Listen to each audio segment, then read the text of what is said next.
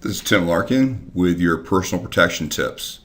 Today I'm going to be talking about gun wrestling, and really what we're looking at is the dangerous assumptions of disarms. We're going to look at a disarm that worked. Actually, it really wasn't even a disarm, but it was successful action taken against a armed robber who was attempting an armed robbery on a Seattle bus. And you're going to see the guy was pretty successful. He walks throughout the bus with people completely unaware and is able to just put a gun in people's faces and just grab stuff from them.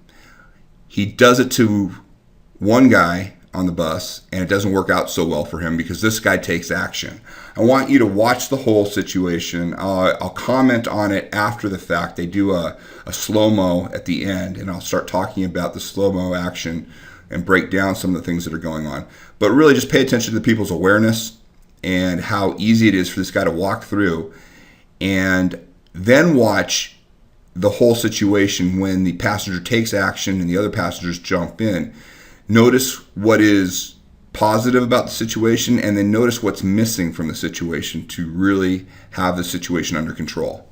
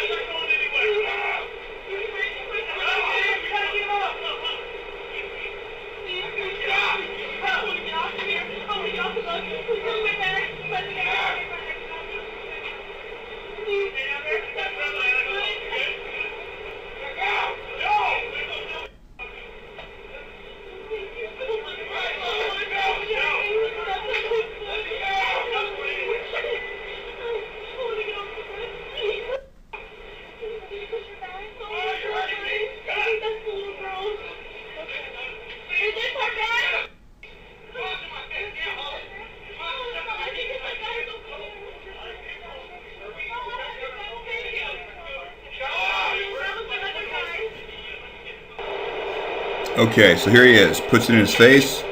Guy pushes, takes action. Notice what he's doing with his phone. Once again. Puts it in. Takes action. Comes towards him. Pushing, pushing, pushing. What's he doing with his other phone hand? He is putting it in his pocket while he is fighting a guy with a gun. Absolutely amazing. Absolutely amazing.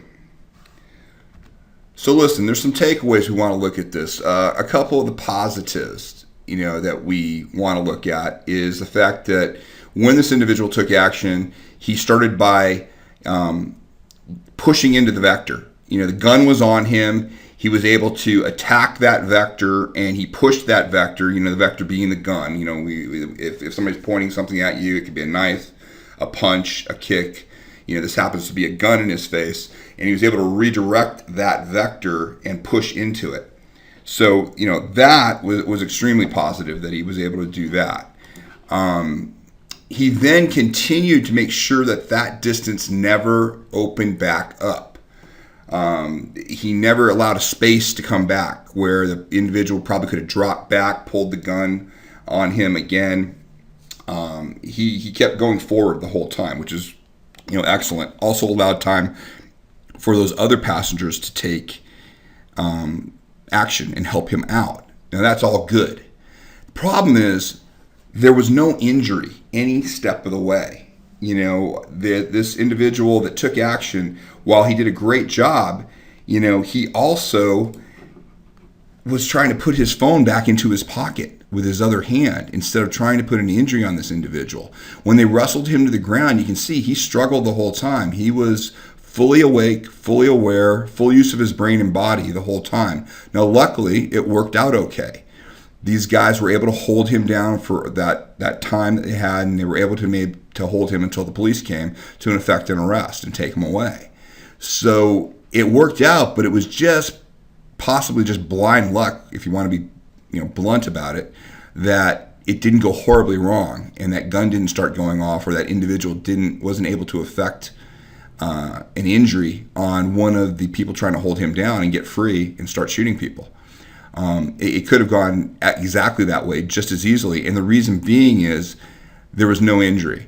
If you're not trained on how to take advantage of a close-in situation like this and how to use your brain and body as a injury delivery device, then you'll never experience what can be the ultimate concealed carry. Because you could also see from that position, even if this individual had a firearm on him, he was completely unaware, had the gun right in his face. If his first move had been to grab his own weapon to try to dig out a gun at that point, he easily would have been shot by the other person.